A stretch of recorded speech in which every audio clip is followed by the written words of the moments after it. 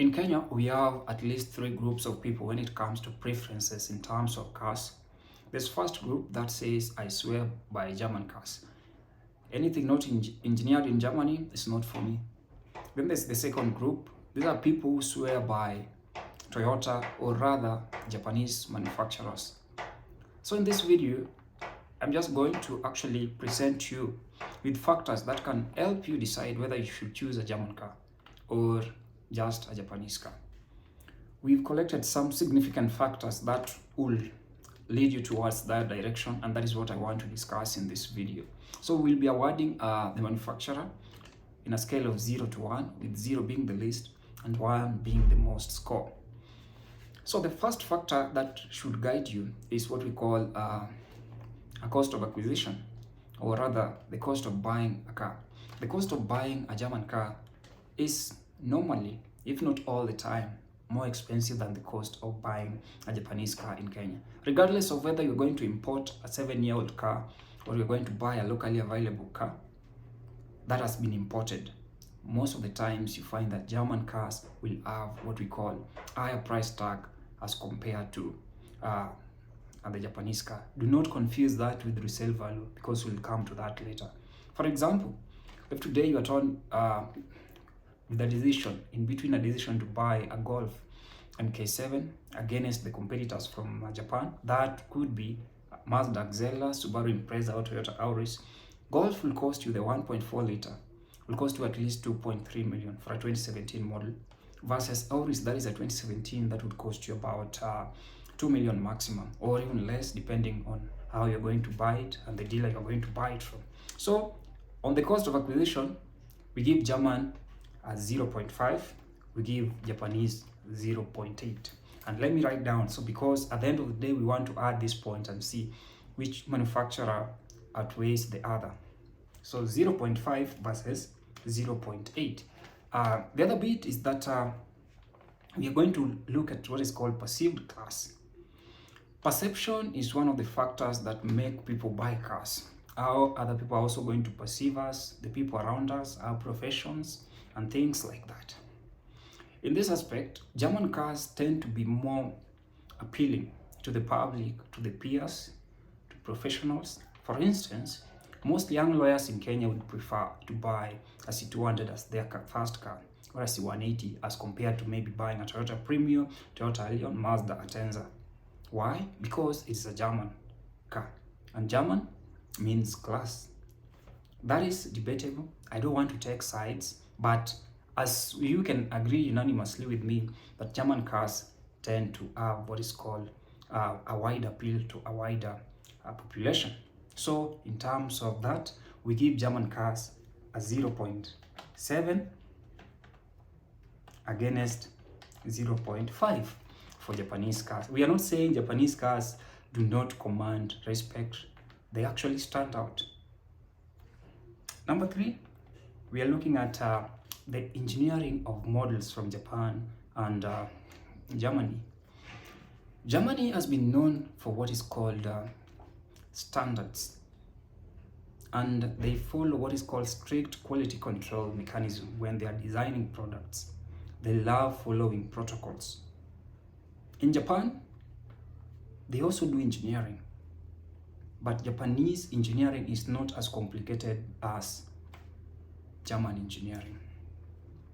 There's this article that was published in 2020 by one of the research and development authors in one of the universities in the US, and they did state that, I can't remember precisely, that when a German engineer is actually engineering their car, they have this philosophy that we've engineered this car and we've designed these parts, and it should work like this. In the event that the user of this particular car abuses this part of the car or this car, it will fail, and it's upon the user.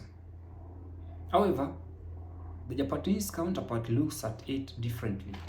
I'm going to engineer a car. How can I prevent this part of the car from failing in the event that the user abuses it? So in terms of the complexity and over engineering, German cars are over engineered as compared to Japanese cars. There's an advantage to that, there's a disadvantage. At this point, we're looking at it as a disadvantage. So we'll give German cars in terms of engineering a 0.2 versus Japan that is simple, straight to the point, and less engineered 0.7. So we are moving swiftly, and this is just my opinion. They can just help you make a decision. We are looking at what is called now the resale value of a German car versus a Japanese car. Again, this is an aspect that is depends on what is called perception.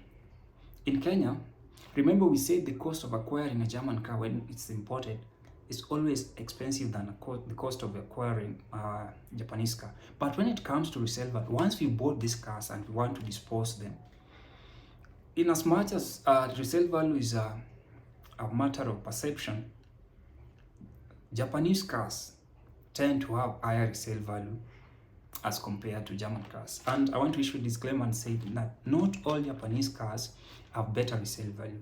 So when we go to Japanese cars in Kenya, we find that models like Toyota models tend to have better resale value as compared to other manufacturers from Japan like Nissan, Mitsubishi, Suzuki, and maybe Mazda.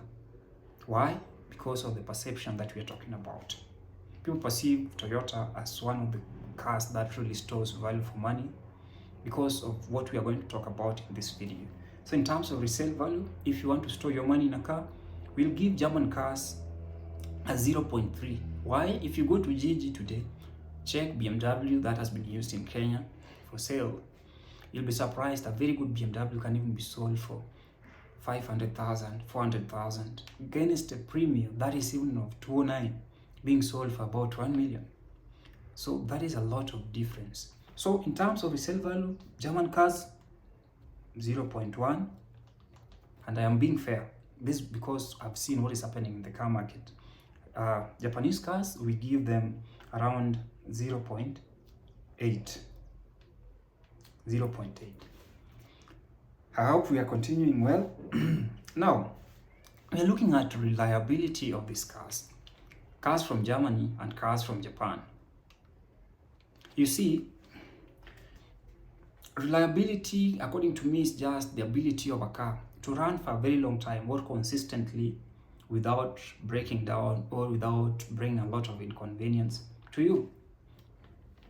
We say German cars German engineers follow what is called standards, and they are strict. So German cars reliability will actually depend on you as the driver of the car, following what is called the manual of the car to do things accordingly. In the event that you don't do things accordingly, you'll experience a lot of failures. And this reliability goes down to maybe the Japanese cars. Japanese cars, in terms of simple engineering, they are able to see better days. Somebody once told me, are you talking about reliability of a car, or are you talking about the ability of the car to be abused by the user for the longest time possible? A small thing in a German car can break down, maybe a small thing, just a sensor too. Then your dashboard will be eliminated and you won't be able to go anywhere. The car will be stuck in the middle of the road until you change that particular thing that is in the car. However, cars like Premium, I'm using Premium because that is one of the cars that is synonymous with the reliability in Kenya. You may have 1,000 check engine lights and you can still drive for even 3 months with this car without the car breaking down. So in terms of reliability to the user, in as much as it depends on you, German cars in Kenya, especially where people don't like following what is called the handbook or the manual, German cars have what is called 0.4 reliability against Japanese cars that we can give 0.9.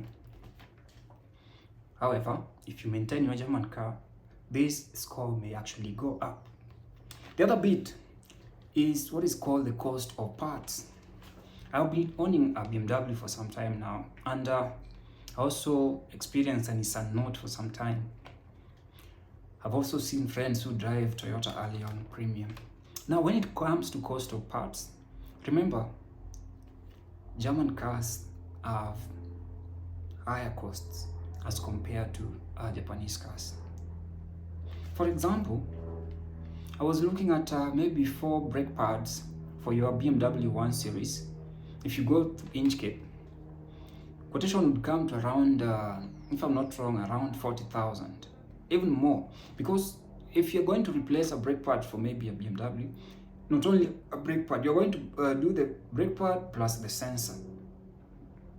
You see, but ask somebody who drives a Toyota Premium how much they spend on the 4 brake pads on their car. Not less than, not more than, if I'm not wrong, not more than 15,000 for the 4, not more than, depending on where you're buying it. Remember, you can also choose to buy OEM parts, that's original equipment manufacturer parts, for your German machines, because there are manufacturers that do manufacture parts for your car manufacturer. Like if you look at BMW, they have Bosch that actually manufacture some of the parts. So if you can go to the black market and find them, well and good. So in terms of parts, cost of parts, or replacement of parts, not even replacement, the cost of parts alone in German cars is more expensive than Japanese cars. And then apart from the cost of the parts, there's what is called the cost of replacement of the parts. Remember we said German cars are over-engineered. So the cost of replacing the expensive part that you have already bought is also high. Because why? A German car may have a small thing that is not making it work. But for the engineer or the mechanic to access that small thing that is not making it work, lazima utoe engine yote uweke chini. So the labor hours that is going to into replacing a part in a German car as compared to the labor hours that is going into replacing a part in a Japanese car, I think, I really believe that German cars tend to cost more in terms of labor. So in terms of the parts and availability and cost, we are talking about cost of parts for the German. We give it 0.5, again 0.7 for German cars. And something I wanted to say is that on the cost of parts, there's what is called availability of the parts. You don't walk anywhere and find the part of a German car that you're looking at. You have to go to specific places that actually sell these parts. Even in the black market, there are parts of German cars that you cannot easily find. But today, you walk to any downtown outlet that is selling spare parts, you are likely to find spare parts of a Japanese car as compared to a German car. So availability and cost, I think we've exhausted it. Now, number 7, what we are looking at is the conditions of our roads for the German and Japanese cars. German cars tend to be a bit delicate. They are delicate, especially the way they are engineered. And most Kenyans do not come from a well-networked, road-networked places. So what we are looking at are Japanese cars designed with Africans in mind, African roads. I can say yes. This will be manifested with what we call the trucks. If you see trucks, do you ever see a lot of German trucks, or do you ever see a lot of maybe Japanese trucks? The answer is obvious. Look at maybe cars that we use for businesses. Do you see Mercedes doing business, a lot of business in Kenya? Not really. Maybe for those actors and stuff, I don't know how we call them. But when you come to the commercial business, you'll either find Toyota IS, that is synonymously known as Nissan, or you find what we call now the NV200, Mazda Bongo. You'll find Toyota Hilux. You'll never find a lot of German pickups in Kenya doing the terrain. So to answer the question, I think German cars, or the German engineers, they do not necessarily engineer their cars with Africa in mind. Africa is an afterthought. Sisi tunadandia tu gari zao after they have been designed. But for the Japanese, there's a lot of adaptability in different conditions. I understand that each and every market has a specific design that is assigned to them from the manufacturers, but I don't see that a lot with the Japanese cars. So in terms of conditions of our roads, Are roads favorable for German cars or not favorable? I'll give German cars 0.5. Of course, if you stay in the city, you may not really see what I'm talking about. But if you're going to go up country, this is what we're talking about. The Japanese cars would give you around 0.8 in terms of the conditions of the roads and how they can operate. Up to this point, if you find this video informative, I'd ask you to also like the video so other people can also find this video. Thank you. The next point is what is called the fuel consumption. Remember, things that bring about fuel consumption is your driving characteristics. In this aspect, without wasting a lot of time, I can say that German cars, especially the ones that we get, are not so fuel efficient as compared to Japanese cars. This is why most of the German cars that we are buying, we don't get a lot of hybrid German cars right now. We have only started embracing hybrid.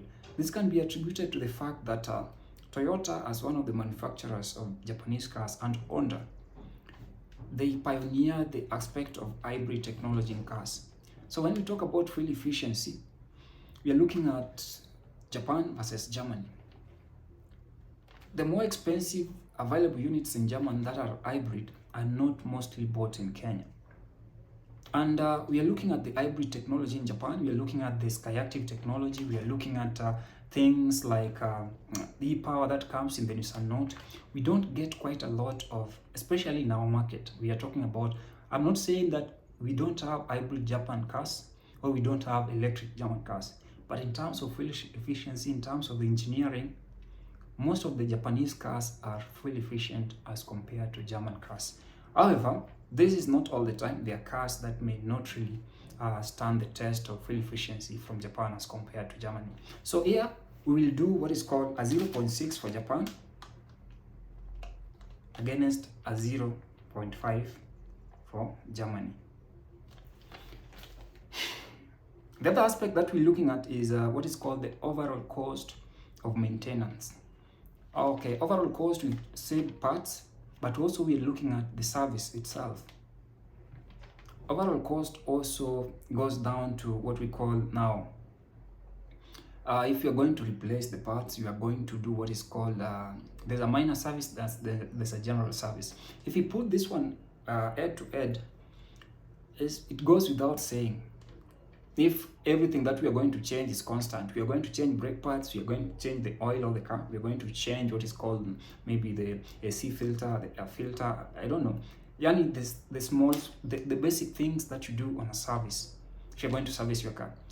Maybe put a BMW 1 Series against maybe talking about maybe Auris maybe, or any other car you can put it from Japan. The cost is more, regardless of whether you're going to go to authorized dealerships or just uko vichochoroni.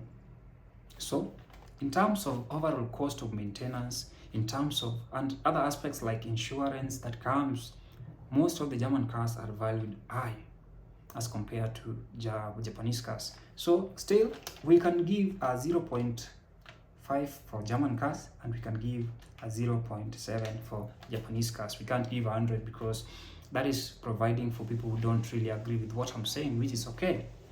The other bit is the design and appearance of a German car versus a Japanese car. There was a debate. Is it that manufacturers have also come to a point of what we call a plateau whereby the designs are no longer coming out newer? But if you compare the two countries, which country designs better cars than the other? I think that is a subjective topic because design, how something looks in the eyes of the buyer, may really depend on their own preference. But we have to make a decision whether it's tough. So we tend to find German cars have better designs than Japanese cars. However, there's a car that is called Honda Civic, the new design, that is from 2018 if I'm not wrong. That car is designed better. So if we collectively think about that, we can say that German cars are better designed than Japanese cars. Please don't crucify me, it depends on what you're looking at. So here we can give them a 6. Each 6. The other bit that we also need to talk about is what is called the availability of convenience in terms of the design of these cars. I don't know how to put it, but I've seen that in Japan we have quite a number of cars going down to even 660cc. We call them K cars. That also gets you to what we call fuel consumption. So in terms of maybe convenience of design, for adaptability of the work that is going to be done in Kenya or in Africa, Japan tends to offer more variety to the buyer as compared to Germany. Getting a 606cc Japanese car, you see Alto, Suzuki, Wagoner, we see Nissan Days, we see Mazda Flare, we see quite a number. But when you go to Germany, you can't really get quite a number of those specific engine sizes. And that one puts Japan ahead of what we call Germany. So in terms of that, we'll give Japan 8, Germany a 4. I know somebody's saying, "But you're biased. What are you doing?" Now, we are talking about availability of what expertise to work on these cars. This is one area that we also need to. Cars may look good, yes, from the point of buying, but are people available who can work on this car in case it breaks down? Now, let's take for instance, the mechanic in your village can actually work on a Toyota Hilux successfully. If you stay maybe in Kakamega, you don't have the need to come to Nairobi just to fix your car. You can find somewhere. But if you have a VW Amarok, can a mechanic in the village work on this car successfully? So the availability of expertise to work on these cars, compared, German cars tend to have specialized expertise available within designated areas in Kenya as compared to maybe Japanese cars. So this one, they may take pride that they're special, but this kind of speciality doesn't really come out as an advantage.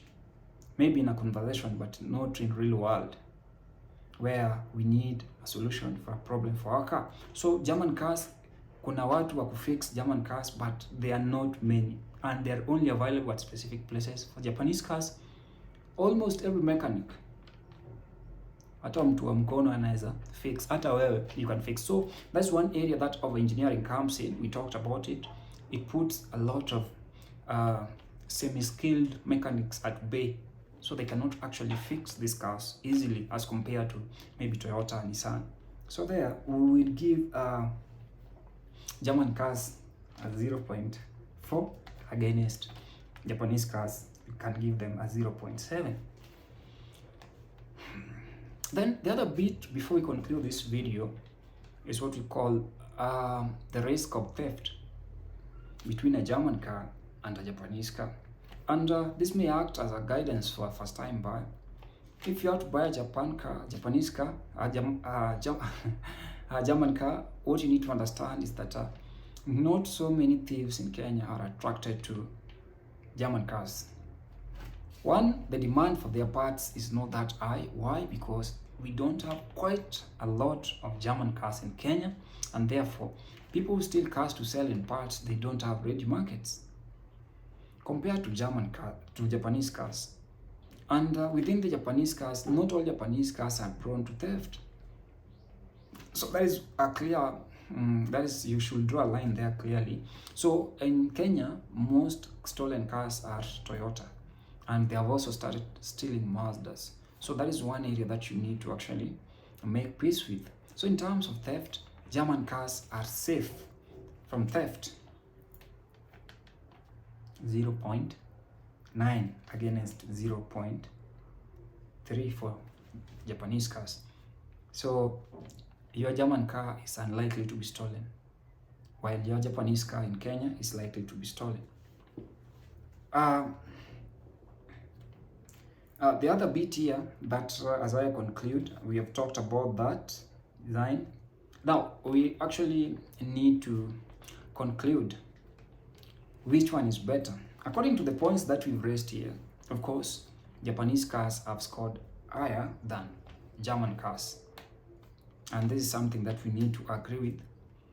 But as I said, Germans, they design cars for luxury, precision, to impress, and just to stand out. Their cars are good, they would serve you, but they have bad reliability if you fail to follow the manual and use the right product prescribed for the car. That is my takeaway. Japanese cars used to be boring, and some are still boring to date, but you will sleep peacefully only if you don't buy the ones that are stolen the most. Japanese cars can be fixed easily by your village mechanics or your estate mechanics. Japanese cars have better fuel efficiency. You can even get lower cc engines like 660 cc. Japanese cars are slightly cheaper to acquire. Japanese cars have better resale value. Japanese cars are reliable. Please don't forget, I'm not against German cars because I actually love German cars. So there is the decision as to whether you should buy a Japanese car or a German car entirely depends on what you want to get out of the car. For young people like us, we are excited with performance of the car, how that turbo sounds when we accelerate. We're also excited by class, how other people see us. We are also excited to stand out. Oh, bwana, I drive a German machine, bwana. I drive a German machine. Yeah, me, German machine and above. It's nice. It's just a stage in life. The other bit is that German cars are expensive, the way you said, to live with, to replace parts, to service, and that is it. So if you're a first-time car buyer, you know, pockets are different. If you're talking about expensive and service a German car, you need 50,000. To someone, that is your pocket change. So if you're okay financially, then just go for German cars. But be ready for anything. Always have some money in the pocket in case something goes wrong. Ideally, each car has its pros and cons. But I tend to find Japanese cars very Kenyan friendly. So if you're a Kenyan, you're a Tanzania, Uganda, Zambia, Zimbabwean, South Africans, maybe Botswana, talk about other countries, Nigeria, Morocco, you need to evaluate your location and take into account whatever we've talked about and decide which car, is it from Japan or from Germany, that is going to serve you better. Otherwise, that has been my video, and I hope it helps you to make a decision. I've forgotten so many things maybe, and also as a user of a car, whether German or Japan, you need to actually put in your thoughts in the comment section to also help other people make a decision. Mtu atasema bwana, pesa ni otasi, tunaona inapita, so whether you choose to buy a German or a Japanese car, it's up to you. Thank you for watching, and if you made it to this point of the video, cheers. See you in the next one. It has been your guy Ruthless Focus. Bye.